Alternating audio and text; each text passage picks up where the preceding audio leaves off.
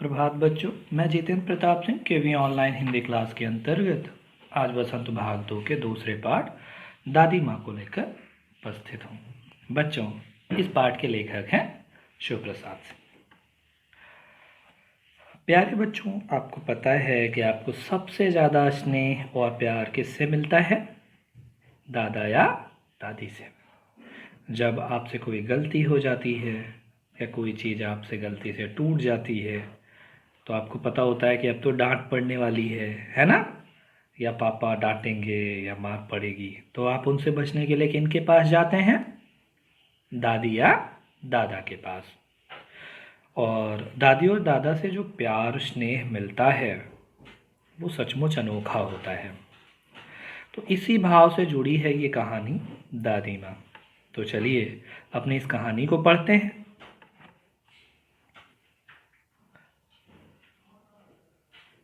कमजोरी ही है अपनी, पर सच तो यह है कि जरा सी कठिनाई पड़ते बीसों गर्मी बरसात और बसंत देखने के बाद भी मेरा मन सदा नहीं तो प्रायः अनमना सा हो जाता है। मेरे शुभचिंतक मित्र मुंह पर मुझे प्रसन्न करने के लिए आने वाली छुट्टियों की सूचना देते हैं और पीठ पीछे मुझे कमजोर और जरा सी प्रतिकूलता से घबराने वाला कहकर मेरा मजाक उड़ाते हैं। मैं सोचता हूँ, अच्छा अब कभी उन बातों को न सोचूंगा।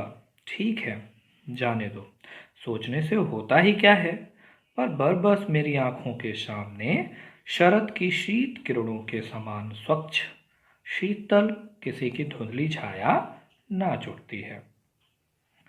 यहाँ पर शिवप्रसाद सिंह कह रहे हैं कि कहानी कि जरा सी कठिनाई पड़ते यानी थोड़ी सी विपरीत परिस्थिति पड़ने पर वो उनका मन सदा नहीं, हमेशा नहीं, परंतु कभी कभी अनमना सा हो जाता है, अर्थात वो दुखी हो जाते हैं, उदास हो जाते हैं। जबकि उन्होंने 20 गर्मी बरसात देख ली है, अर्थात वो 20 साल से ज़्यादा के हैं।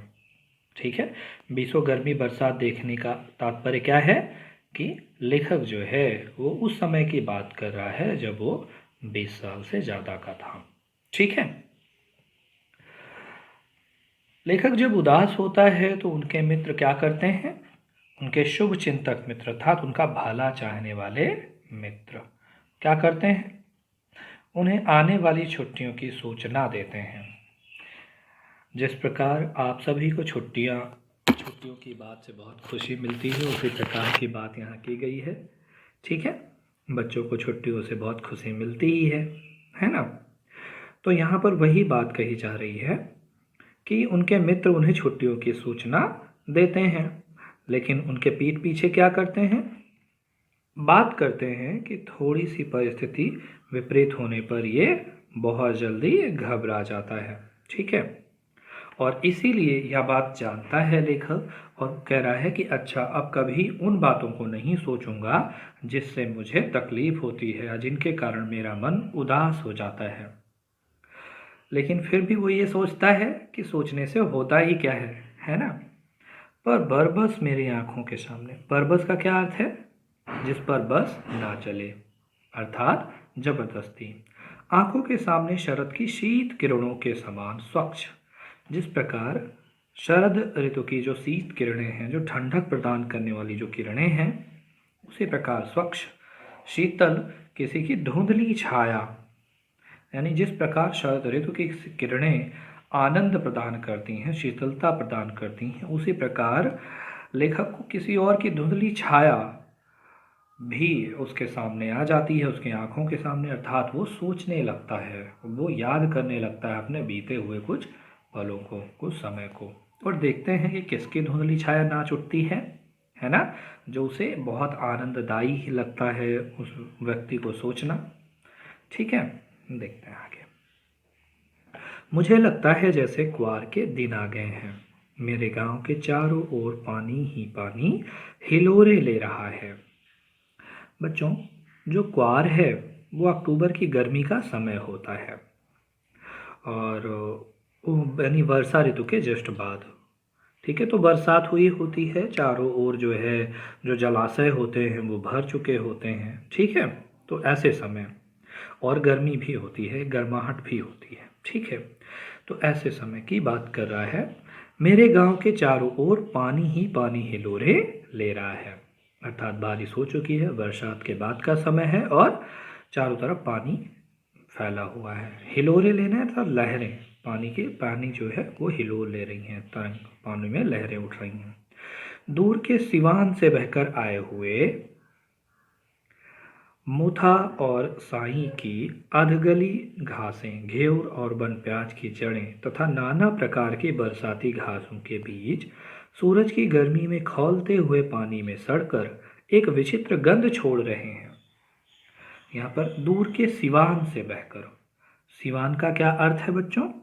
सीमा पर स्थित भूमि से, अर्थात जो गांव है, गांव की सीमा से यानी दूर से, ठीक है, वहां से बहकर क्या क्या आया हुआ? मोथा या साई की अधगली घासें, घेवर और बनप्याज की जड़ें, ठीक है, और इसी प्रकार अन्य चीजें।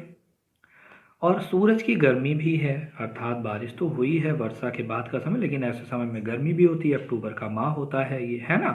तो ऐसे समय में जो गर्मी के कारण और जो कीचड़ फैला हुआ है, तो एक विचित्र, और जो ये घासें हैं ये आपस में जो सड़ रही हैं, तो उससे एक विचित्र प्रकार की गंध, यानी एक विचित्र प्रकार की महक आ रही है। ठीक है, रास्तों में कीचड़ सूख गया है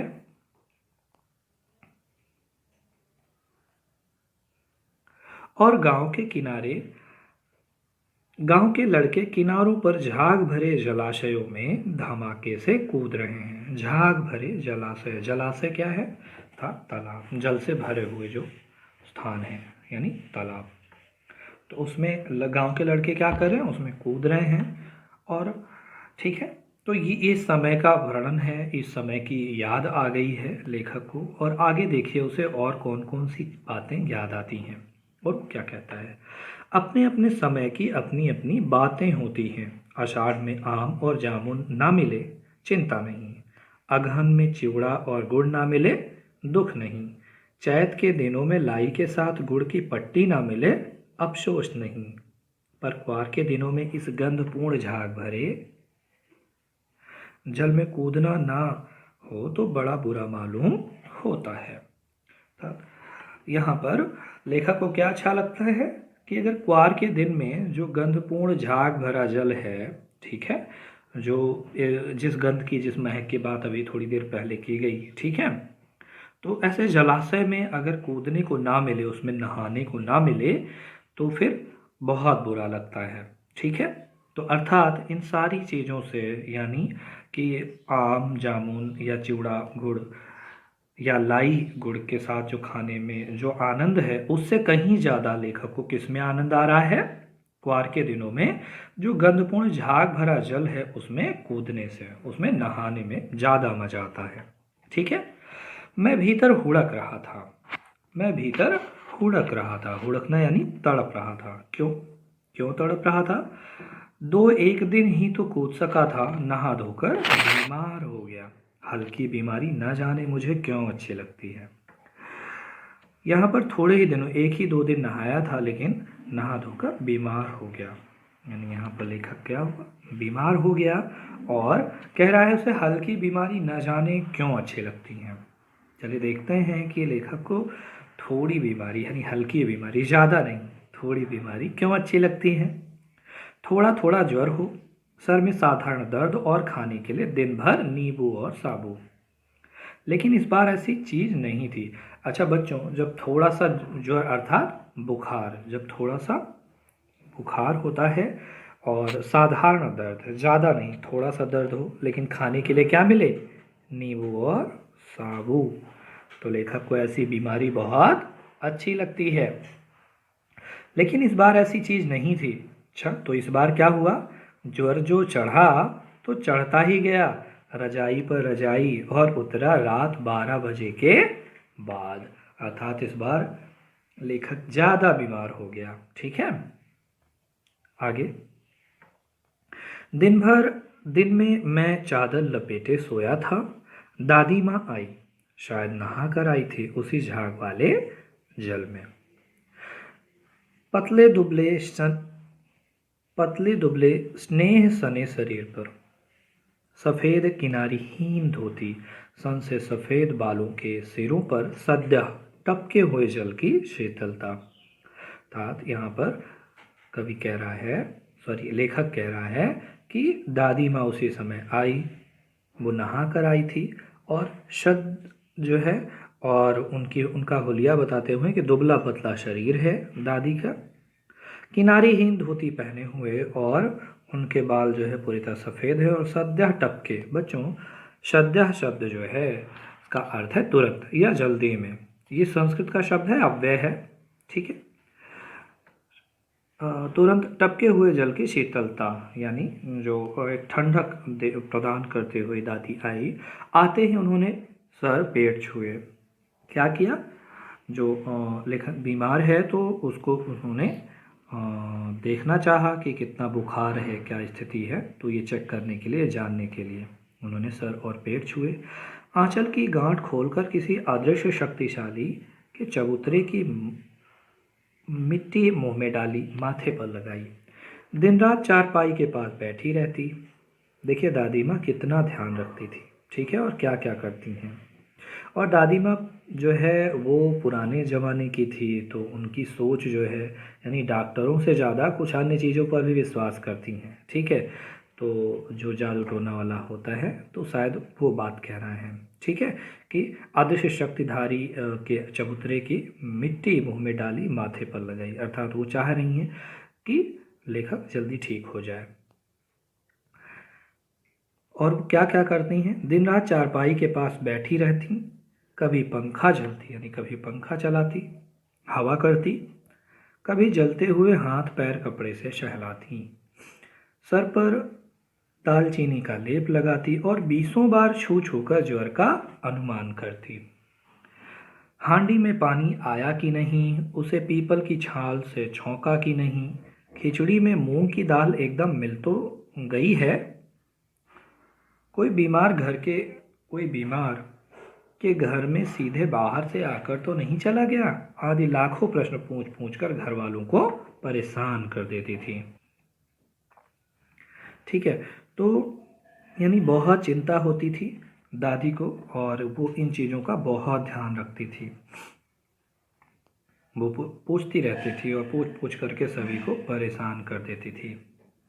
शब्द संपदा है बच्चों ये आपके लिए, ठीक है। स्नेह अर्थात प्यार और ज्वर यानी बुखार, ठीक है। चलिए आगे देखा जाए। दादी माँ को गंवई गांव की 50 किस्मों की दवाओं के नाम याद थे। गांव में कोई बीमार होता उसके पास पहुंचती और वहाँ भी वही काम, हाथ छूना, माथा छूना, पेट छूना। तो आपने देखा दादी माँ को बहुत सारी दवाओं के नाम पता थे और जब गांव में भी, वो घर में ही नहीं, यह काम गांव में भी यदि कोई बीमार होता तो उसका ध्यान रखती और उसके साथ भी वही काम करती थी, ठीक है। आगे, फिर भूत से लेकर मलेरिया,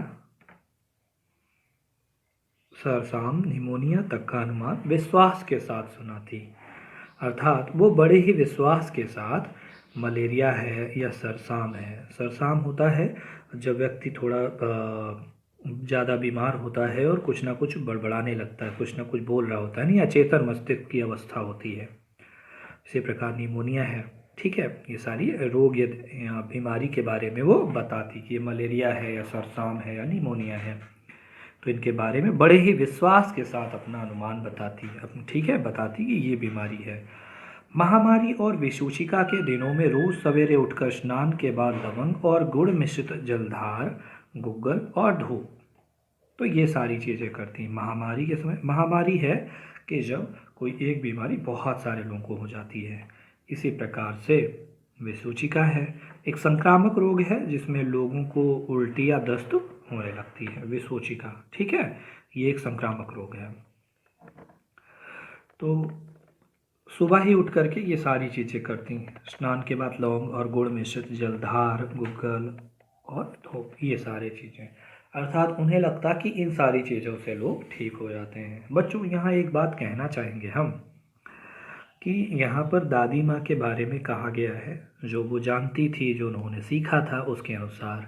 लेकिन यदि कोई भी व्यक्ति बीमार होता है तो झाड़ फूंक की बजाय उसे डॉक्टर के पास जाना चाहिए। ठीक है, चलिए आगे देखते हैं। लेकिन दादी माँ की एक अच्छी बात क्या थी कि वो सफाई बहुत पसंद करती थी। ठीक है, देखते हैं आगे। सफाई कोई उनसे सीख ले। दवा में देर होती, मिश्री या शहद खत्म हो जाता, चादर या गिलाफ नहीं बदले जाते तो जैसे वो पागल हो जाती। बुखार तो मुझे अब भी आता है। देखिए यहाँ तक बताया गया कि जब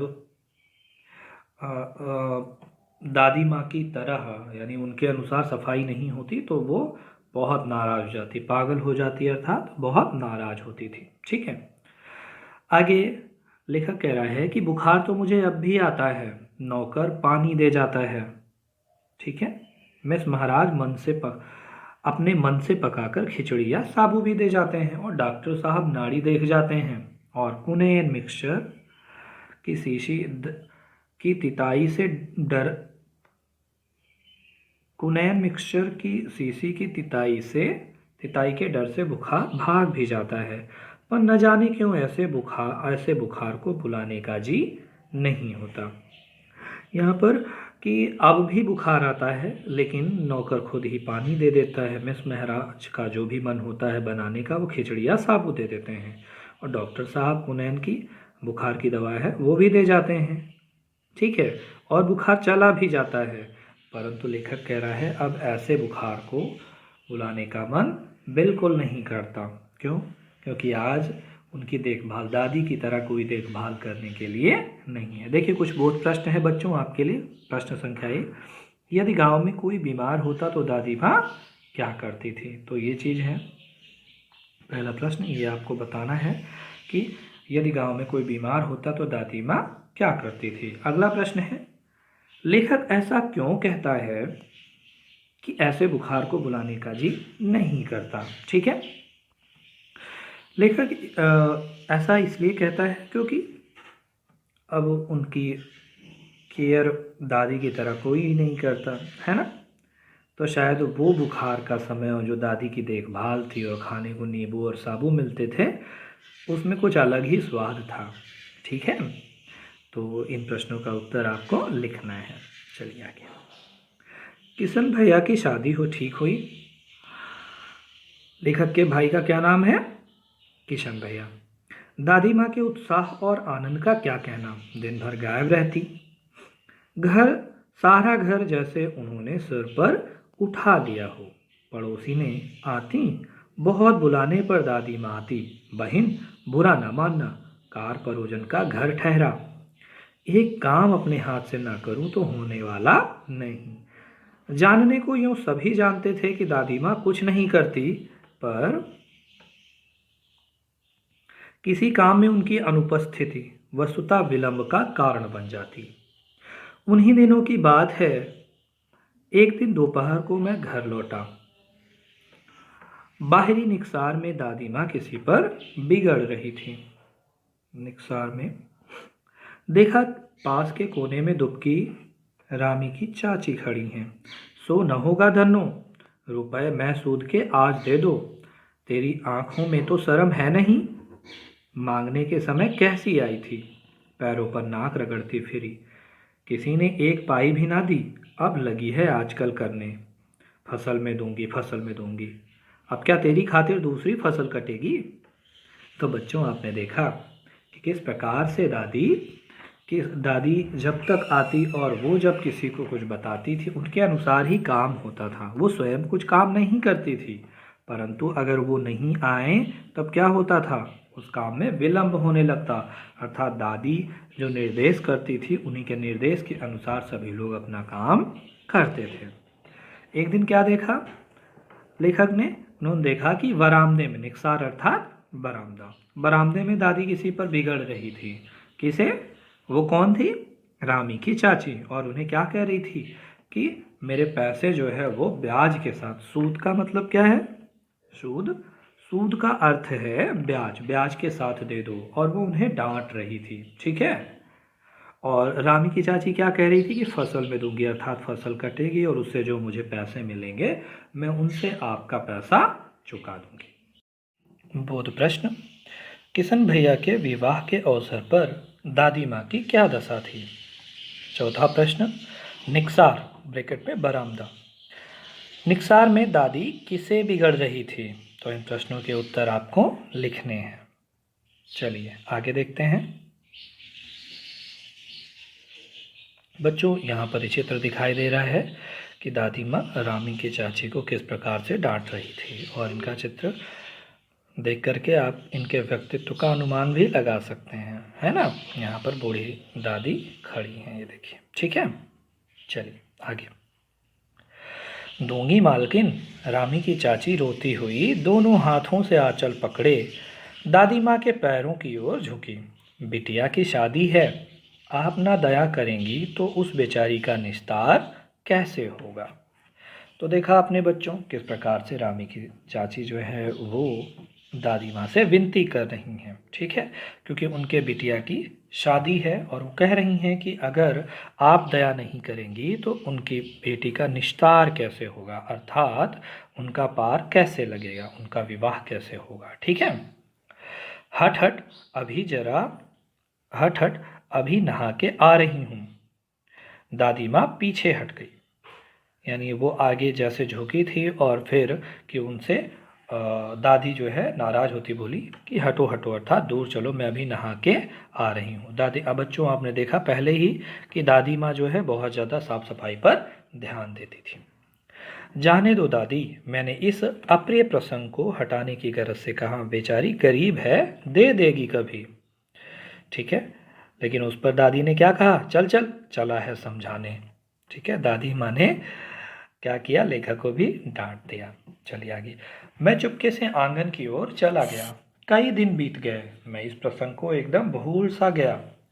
एक दिन रास्ते में रामी की चाची मिली। रास्ते में कौन मिली? रामी की चाची। वह दादी को पूतो फलो दूधो नहाओ का आशीर्वाद दे रही थी। मैंने पूछा, क्या बात है धन्नो चाची? बच्चों, जो रामी की चाची थी उनका क्या नाम था? धन्नो चाची, ठीक है। तो उन्होंने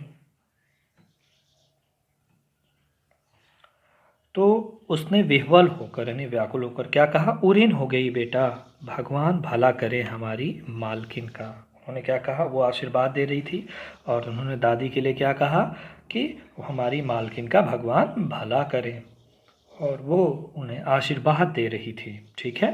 क्यों, देखते हैं आगे। कल ही आई थी, पीछे का सभी रुपया छोड़ दिया, ऊपर से 10 रुपए का नोट देकर बोली, देखना धन्नो, जैसे तेरी बेटी वैसी मेरी। 10-5 के लिए हंसाई ना हो, देवता है बेटा। तो यहाँ पर आपने देखा कि दादी माँ ने क्या किया, जो पैसे पहले के थे उन्हें भी उन्होंने छोड़ दिया। उन्होंने धन्नो चाची से रुपये नहीं लिए और उन्हें और 10 और क्या किया, उनकी मदद के लिए, उनके सहायता के लिए 10 रुपए का नोट देकर कहा कि जैसे तुम्हारी बेटी उसी प्रकार वो मेरी है, जैसे तुम्हारी बेटी वैसी मेरी, ठीक है। और 10-5 के लिए जग हंसाई ना हो, तो अच्छे से शादी विवाह करना, ठीक है। 5वां प्रश्न है बच्चों, बोध धन्नो चाची दादी को आशीर्वाद क्यों दे रही थी, ठीक है। आगे। उस रोज तो बहुत डांट रही थी, मैंने पूछा। लेखक ने क्या पूछा कि उस रोज तो दादी आपको बहुत डांट रही थी, और फिर उस पर क्या कहती हैं धन्नो चाची, वह तो बड़े लोगों का काम है बाबू, रुपया देकर डांटे भी ना तो क्या लाभ, क्या है ना। तो यहाँ पे ये सोच है ये धन्नो चाची की कि अब डांट दिया कोई बात नहीं, लेकिन उन्होंने हमारी सहायता तो की है, ठीक है। मैं मन ही मन इस तर्क पर हंसता हुआ आगे बढ़ गया। तर्क अर्थात सुविचारित बात, यानी जिस बात के पीछे कोई कारण हो, सोच समझ के कही गई बात, ठीक है। तो यहाँ पर हंसता हुआ लेखक आगे बढ़ गया, अर्थात लेखक को ये बात बहुत जची नहीं, ठीक है। उसे समझ में आया कि हाँ, कोई रुपए दे करके किसी को डांटने का अधिकार मिल जाए, ये बात, इससे लेखक उतना संतुष्ट नहीं है। चलिए आगे। किशन के विवाह के दिनों की बात है। विवाह के 4-5 रोज पहले से ही औरतें रात रात भर गीत गाती हैं। विवाह की रात को अभिनय भी होता है। यह प्रायः एक ही कथा का हुआ करता है। उसमें विवाह से लेकर पुत्रोत्पत्ति तक के सभी दृश्य दिखाए जाते हैं। सभी पाठ औरतें ही करती हैं। मैं बीमार होने के कारण बारात में ना जा सका। मेरा ममेरा भाई राघव दलान में सो रहा था। वह भी बारात जाने के बाद पहुंचा था। औरतों ने उस पर आपत्ति की। चलिए देखते हैं। बच्चों, किशन भैया के विवाह की बात है और यहाँ की बात करते हुए बता रहे हैं लेखक जी कि शादी विवाह के पहले, ठीक है, विवाह के 4-5 दिन पहले से ही गीत गाना शुरू हो जाता है, ठीक है, और विवाह की रात को अभिनय भी किया जाता है, यानी जो महिलाएं अभिनय करती हैं, ठीक है, जिसमें विवाह से लेकर पुत्रोत्पत्ति तक ढेर सारे नाटक जो है दिखाया जाता है, ठीक है। तो और इसके सभी पार्ट अर्थात उसमें जो अभिनय कौन करता है? महिलाएं ही, औरतें ही उसका अभिनय करती हैं। अच्छा, और बीमार होने के कारण, लेखक तो बीमार था, इस वजह से वो बारात नहीं गया और उसका ममेरा भाई राघव, ठीक है, वो दालान में सो रहा था, अर्थात वो भी नहीं जा सका। क्यों? क्योंकि वह बारात जाने के बाद पहुंचा था, अर्थात वो वहाँ पर घर पर देर में पहुंचा था और बारात चली गई थी, ठीक है। और जहाँ वो सो रहा था दालान में, वहाँ पर औरतों ने उस पर आपत्ति की, अर्थात उन्हें ऐतराज़ था कि यहाँ पर ये क्यों लेटा हुआ है, ठीक है। कुछ ये शब्दार्थ हैं आपके। डांटना अर्थात नाराज होना, रोज अर्थात दिन, अभिनय अर्थात नाटक, दालान यानी बरामदा, आपत्ति यानी ऐतराज या असंतुष्टि जाहिर करना, मना करना असल में नहीं कह सकते, आपत्ति अर्थात ऐतराज होना, ठीक है। तो आप जो है ऐतराज। चलिए आगे देखते हैं। दादी माँ बिगड़ी। लड़के से क्या पर्दा, लड़के और ब्रह्मा तो एक का मन एक सा होता है। यानी दादी माँ ने औरतों को डांटा और क्या कहा कि लड़के और ब्रह्मा अर्थात भगवान का मन एक ही तरह होता है, ठीक है। आगे, मुझे भी पास ही एक चारपाई पर चादर उड़ाकर दादी माँ ने चुपके से सुला दिया था। बड़ी हंसी आ रही थी। सोचा कहीं जोर से हंस दूं, भेद खुल जाए तो निकाल बाहर किया जाऊंगा, पर भाभी की बात पर हंसी रोक ना सकी और भंडा फोड़ हो गया।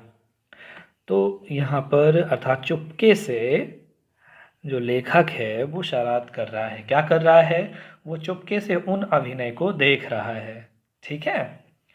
और वो यह भी सोच रहा था कि कहीं उसे हंसी ना आ जाए, लेकिन क्या हुआ कि भाभी की बात सुन करके उसे इतनी हंसी आई कि जो है वो रह ना सका और फिर भंडाफोड़ हो गया, अर्थात सभी लोग जान गए कि ये बच्चे यहाँ पर सो नहीं रहे बल्कि जग रहे हैं। देबू की माँ ने चादर खींच ली। कहो दादी, यह कौन कौन बच्चा सोया है? बेचारा रोता है शायद, दूध तो पिला दूं? हाथापाई हुई। दादी माँ बिगड़ी। लड़के से क्यों लगती है? तो यहाँ पर देखा आपने कि दादी माँ उन लोगों को नाराज़ होती हैं और कहती हैं कि बच्चों से क्यों लगते हो, बच्चों से क्यों शरारत कर रहे हो, ठीक है। और जो हंसी मजाक का ये जो सिलसिला हुआ, ठीक है, इसके आगे देखिए। सुबह रास्ते में देबू की माँ मिली। कल वाला बच्चा भाभी। मैं वहाँ से जोर से भागा, अर्थात लेखक ने क्या किया? मजाक किया और मस्ती करने के साथ ही वहाँ से जोर से भागा और दादी माँ के पास जा खड़ा हुआ, ठीक है। वस्तुतः किसी प्रकार का अपराध हो जाने पर जब हम दादी माँ की छाया में खड़े हो जाते तो अभय दान मिल जाता, अर्थात लेखक कोई गलती करता, अपराध बोध होना अर्थात जो गलती हुई उसकी समझ होने पर, ठीक है। तो किसी प्रकार का अपराध हो जाने पर यानी कोई गलती हुई तो वो कहाँ जाते थे? किसके पास? दादी माँ के पास। और उन्हीं की छत्र छाया में उन्हें अभयदान मिल जाता, अर्थात सभी प्रकार से जो डर है वो उससे निडरता प्राप्त हो जाती, ठीक है। ये बहुत प्रश्न है आपके लिए, ये कुछ प्रश्न हैं जिन्हें आपको अपनी कॉपी में लिखना है। किसकी बात पर लेखक अपनी हंसी ना रोक सका? अगला है, अपराध हो जाने पर लेखक क्या करता था, ठीक है। आगे, स्नेह और ममता की मूर्ति दादी माँ की एक एक बात आज कैसी कैसी मालूम होती है। परिस्थितियों का वात्या चक्र जीवन को सूखे पत्तों सा कैसा नचाता है, इसे दादी माँ खूब जानती थी। बच्चों, स्नेह और ममता की मूर्ति, दादी माँ के अंदर बहुत सारा स्नेह और ममता, बहुत सारा प्यार भरा हुआ था। और एक बात और कि वो परिस्थितियों का वात्या चक्र, वात का अर्थ होता है हवा और चक्र का मतलब चक्करदार हवाएं, ठीक है। तो आंधी या बवंडर तो परिस्थितियों का अर्थात जो समय है, जो समय का जो चक्र है, उसकी जो आंधी है, जो वो क्या करता है, जीवन को सूखे पत्ते सा कैसा नचाता है, इसे दादी माँ खूब जानती थी। ठीक है, दादी को पता था कि परिस्थितियाँ बदलती हैं, अर्थात सुख और दुख आते रहते हैं। ठीक है, कठिन यानी विपरीत परिस्थितियाँ भी आती हैं। तो दादा की मृत्यु के बाद से ही वह बहुत उदास रहती। संसार उन्हें धोखे की टट्टी मालूम पड़ता। धोखे की टट्टी अर्थात यहाँ पर देखिए मैंने लिखा है, यानी संसार धोखे का बना हुआ उन्हें प्रतीत होता, अर्थात उन्हें लगता क्या कि ये संसार जो है वो झूठा है, यानी स्वार्थी लोग हैं। ठीक है, दादा ने उन्हें स्वयं जो धोखा दिया, दादा ने क्या धोखा दिया, किस प्रकार से देखते हैं। वह सदा उन्हें आगे भेजकर पीछे जाने की झूठी बात कहा करते थे। अर्थात दादा क्या कहते थे कि पहले तुम भगवान के पास जाओगी तब मैं आऊँगा। अर्थात वो ये कहते थे कि पहले दादी जाएंगी और फिर वो, लेकिन यहाँ पर क्या हुआ, पहले किसकी मृत्यु हो गई, दादा की। दादा की मृत्यु के बाद कुकुर मुत्ते की तरह बढ़ने वाले, मुंह में राम बगल में छुरी वाले दोस्तों की शुभचिंता ने स्थिति और भी डावाडोल कर दी। अर्थात जो घर की आर्थिक परिस्थिति थी वो क्या हुआ, वो किस लिए बिगड़ गई, क्योंकि ऐसे दोस्त थे जो मुंह में राम बगल में छुरी, अर्थात स्वार्थी मित्र थे। और उन वो लोग जो है बताते थे कि ये करो, ऐसे करना चाहिए, लेकिन उससे स्थिति और भी क्या हो गई, डावाडोल हो गई, यानी परिस्थिति और बिगड़ गई। दादा के श्राद्ध में दादी माँ के मना करने पर भी पिताजी ने जो अतुल संपत्ति व्यय की, वह घर की तो थी नहीं।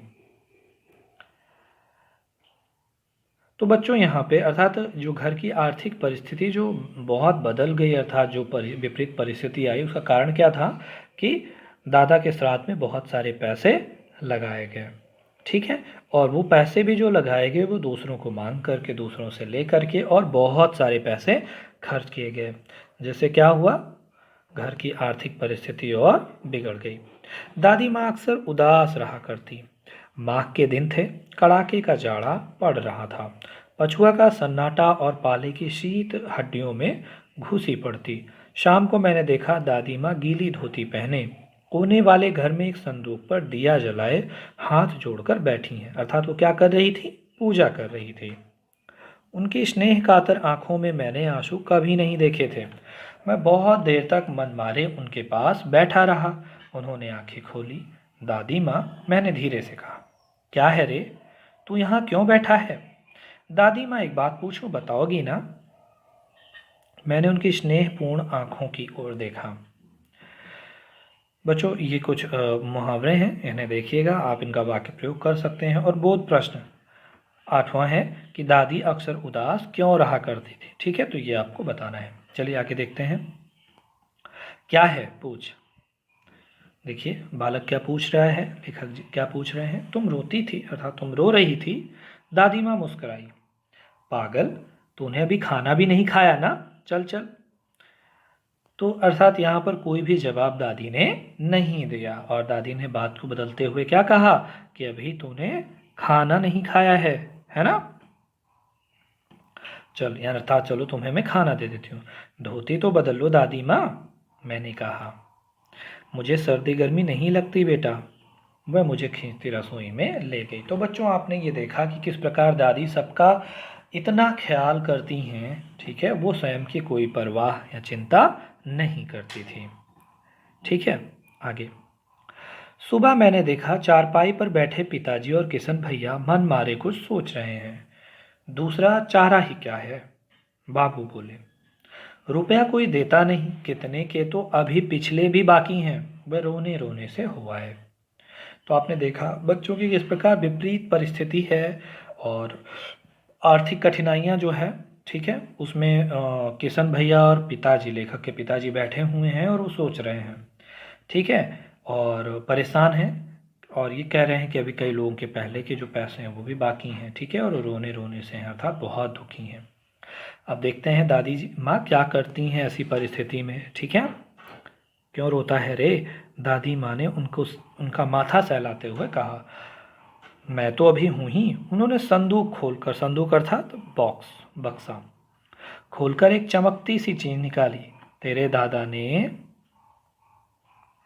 यह कंगन मुझे इसी दिन के लिए पहनाया था।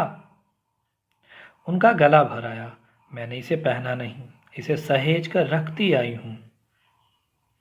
यह उनके वंश की निशानी है। उन्होंने आंसू पोंछकर कहा, पुराने लोग आगा पीछा सब सोच लेते थे बेटा। सचमुच दादी माँ शापभ्रष्ट देवी सी लगी। तो बच्चों यहाँ पर दादी ने क्या किया, उन्होंने संदूक खोलकर एक चमकती सी चीज़ निकाली। वो क्या था? वो था कंगन। और उन्होंने उसे सहेज कर रखा हुआ था, अर्थात संभाल कर रखा हुआ था। ठीक है, वो उनके वंश की निशानी थी, अर्थात चिन्ह थी, अर्थात उन्हें उनके पूर्वजों से मिला हुआ था। ठीक है, तो इस प्रकार उन्होंने उस आर्थिक परिस्थिति का समाधान करने के लिए क्या किया, अपने सोने के कंगन निकाल कर दे दिए। ठीक है, और ये आपको यहाँ पर इन संदूक के आगे लिखना है। इसका अर्थ सहेजकर का क्या अर्थ है वो आपको लिखना है। और निशानी अर्थात चिन्ह।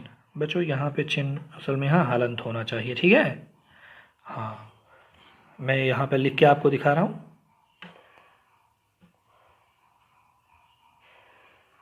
ठीक है, ये है।